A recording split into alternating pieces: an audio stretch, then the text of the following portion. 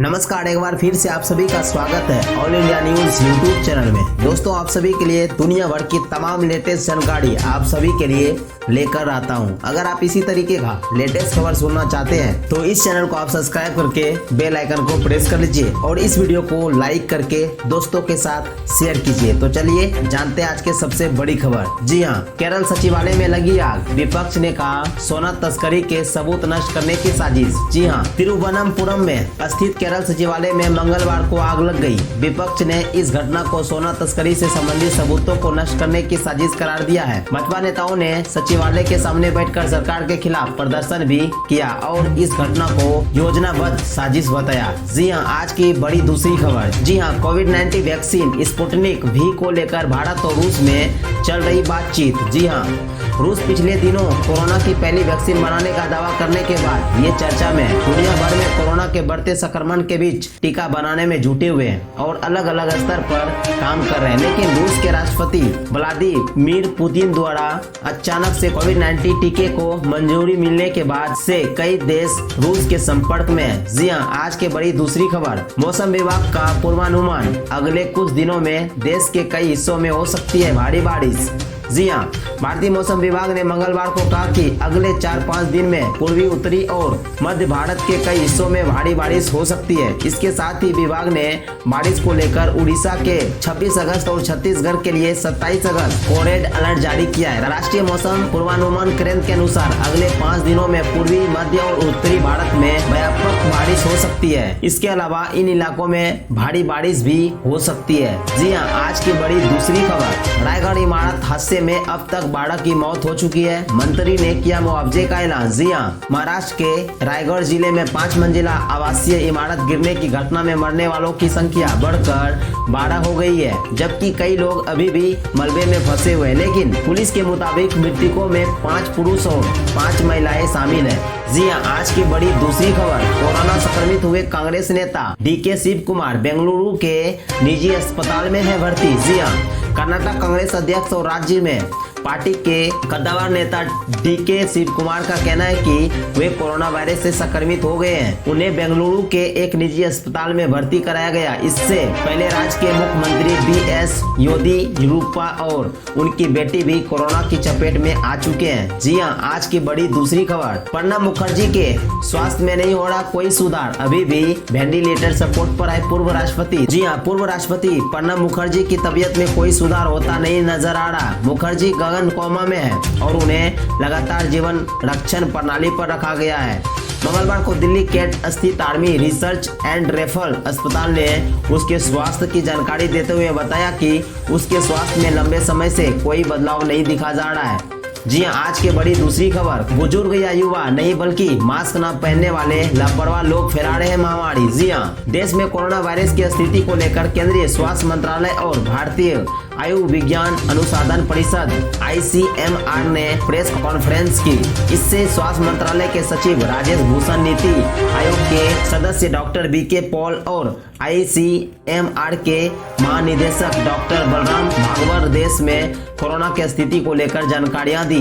जी हाँ, आज की बड़ी दूसरी खबर। CBI जांच के मद्देनजर रक्षा मंत्रालय ने बेक्टा कंपनी के साथ कारोबारी सौदे निलंबित किए। जी हाँ, रक्षा मंत्रालय ने टाटा ट्रक सौदे में गड़बड़ियों के आरोपों में CBI जांच के मद्देनजर Bekta advance engineering private limited के साथ सभी कारोबारी सौदों को 1 साल के लिए निलंबित कर दिया गया है। अधिकारियों ने मंगलवार को बताया रक्षा मंत्री राजनाथ सिंह ने मैनर्स BIPL के साथ कारोबारी सौदों को 14 अगस्त से 1 साल के लिए निलंबित करने की अनुमति दी है। जी हाँ, आज की दूसरी बड़ी खबर। बिना OPT नंबर के भी खाते से रकम उड़ा रहे साइबर अपराधी इस ऐप के सहारे करते हैं फ्रॉड। जी हाँ, किसी फ्रॉड से बचने के लिए बैंक अपने ग्राहकों को हमेशा ये सलाह देते हैं कि वे अपने डेबिट कार्ड, क्रेडिट कार्ड या पिन नंबर या OPT नंबर किसी से शेयर न करें। इससे उनके बैंक खातों से कोई रकम नहीं निकाली जा सकेगी। लेकिन शातिर अपराधियों ने लोगों का पैसा उड़ाने के लिए दूसरा ही तरीका निकाल लिया है, जिसमें वे बिना OPT नंबर जाने ही आर्थिक अपराध को अंजाम दे रहे हैं। इसके लिए वे लोगों की मदद के बहाने किसी तरह का ऐप डाउनलोड कराते हैं और उसी के जरिए सारी जानकारी चुरा कर धोखाधड़ी को अंजाम देते हैं। अगर अभी कोई एप्लीकेशन एप्लीकेशन डाउनलोड करते हैं तो इससे बचिए और जांच पड़ताल कीजिए। जी हाँ, आज की बड़ी दूसरी खबर, अनलॉक 4.0 में 1 सितंबर से चल सकती है मेट्रो ट्रेनें, स्कूल कॉलेज अभी नहीं खुलेंगे। जी हाँ, केंद्र सरकार अनलॉक 4 के तहत 1 सितंबर से मेट्रो ट्रेन सेवाओं को शुरू करने की अनुमति दे सकती है। हालांकि इस पर अंतिम फैसला राज्य अपने यहाँ महामारी की स्थिति के हिसाब से लेंगे। इसके अलावा अभी निकट भविष्य में स्कूल कॉलेजेस के खुलने की कोई संभावना नहीं है। अधिकारियों ने सोमवार को बताया कि सिनेमा घरों को भी फिलहाल नहीं खोला जाएगा। सरकार इस हफ्ते के अंत तक अनलॉक 4.0 के दिशा निर्देश जारी कर सकती है। जी हां, आज की बड़ी दूसरी खबर, असम में फिर 6 महीने के लिए बढ़ाया गया अफस्पा कानून, नवंबर 1990 से है जारी। जी हां, असम में सशस्त्र बल विशेष शक्तियां अधिनियम को 6 महीने के लिए बढ़ा दिया गया है। राज्य सरकार ने मंगलवार को जानकारी दी कि इस अधिनियम को 18 अगस्त से 6 महीने के लिए बढ़ा दिया गया है। जी आज की बड़ी दूसरी खबर, पिछले 25 दिनों में मरीजों के ठीक होने की दर में 100% से अधिक की बढ़ोतरी। जी हाँ, कोविड-19 महामारी से पिछले 24 घंटे में 66,550 मरीज ठीक हुए हैं। इसके बाद देश में कुल 24.04 लाख लोग अभी तक संक्रमण मुक्त हो चुके हैं। वहीं देश में कुल 7,04,348 मरीजों का कोरोना वायरस का इलाज चल रहा है, जो कुल मामलों का 22.24% है। जी हाँ, आज की सबसे बड़ी खबर, आरबीआई 20,000 करोड़ रुपए की सरकारी प्रतिभूतियों की करेगी बिक्री, 2 किस्तों में होगी नीलामी। जी हाँ, भारतीय रिजर्व बैंक मुक्त बाजार परिचालन के तहत सरकारी प्रतिभूतियों की साथ साथ खरीद और बिक्री आयोजित करेगा। 2 चरणों में 20,000 करोड़ रुपए की प्रतिभूतियों की खरीद बिक्री की जाएगी। जी हां, आज की सबसे बड़ी खबर, देश में कोरोना संक्रमण से मरने वाले 51% मरीजों की उम्र 60 साल से ज्यादा थी। 36% लोग 45 साल से 60 साल के थे। देश में अब तक 31.88 लाख केस। जी हां, देश में कोरोना मरीजों का आंकड़ा 31,88,454 हो गया है। राहत की बात यह है कि इनमें 24,23,094 लोग ठीक भी हो चुके हैं। अभी 7,06,020 मरीज का इलाज चल रहा है। ये आंकड़े covid19india.org से लिए गए हैं। केंद्रीय स्वास्थ्य मंत्रालय ने मंगलवार को बताया कि संक्रमण के चलते अब तक 58,773 मरीजों की मौत हो चुकी है। मंत्रालय के अनुसार मृत्यु दर लगातार कम हो रही है, मतलब जिस स्पीड से संक्रमितों की संख्या बढ़ रही है उसके मुकाबले मृत्यु दर 1.58% ही है। जी हाँ, यूपी में पुलिस बैरक की छत गिरी, मलबे में दबे 4 सिपाहियों में से 1 की मौत, 3 घायल। खाना खाने के बाद सोने की तैयारी कर रहे थे पुलिस वाले। जी हाँ, उत्तर प्रदेश के कानपुर में सोमवार को देर रात बड़ा हादसा हो गया।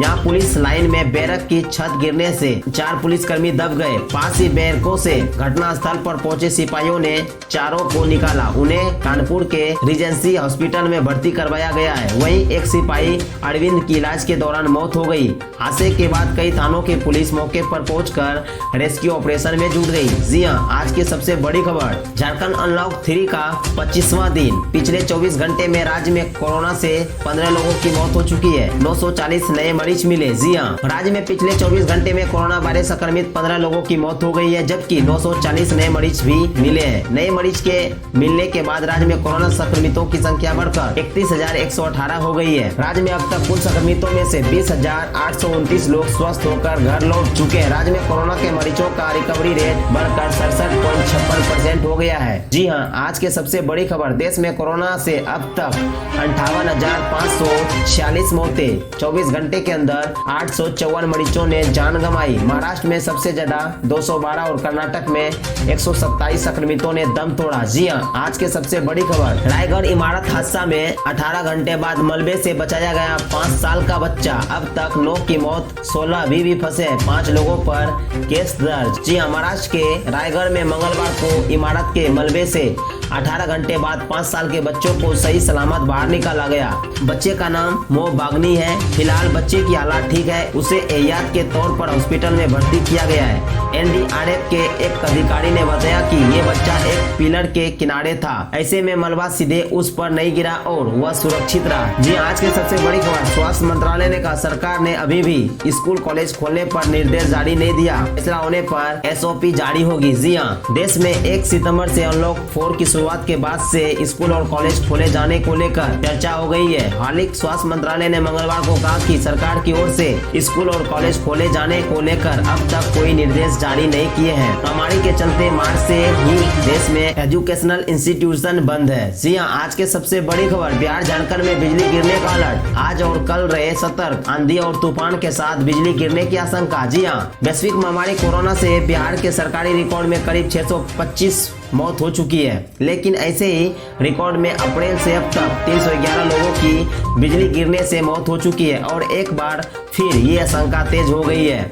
मौसम विभाग ने 25 और 26 अगस्त को आंधी तूफान के साथ बिहार के सभी 38 जिलों में बिजली गिरने की आशंका जताई है। झारखंड के लिए ये अलर्ट दोनों दिनों में ज्यादा है, यानी आज और कल होशियार रहना भी है और अपने जानने वाले को इस खबर की जानकारी भी देनी है। जी हाँ, आज की सबसे बड़ी खबर, बिहार में कोरोना के चलते मेडिकल छात्रों को 1 महीने की अतिरिक्त वेतन देने का फैसला, नीतीश कैबिनेट की बैठक में लगी मुहर। अगर ये वीडियो आपको अच्छा लगा तो वीडियो को लाइक कीजिए, अपने दोस्तों के साथ शेयर कीजिए और अभी तक आपने इस चैनल को सब्सक्राइब नहीं किए और आप चाहते हो इसी तरीके के देश और दुनिया के लेटेस्ट जानकारी पाने के लिए तो इस चैनल को आप सब्सक्राइब करके बेल आइकन को प्रेस कर लीजिए। तो मिलते हैं नेक्स्ट वीडियो में, तब तक के लिए जय हिंद, जय भारत।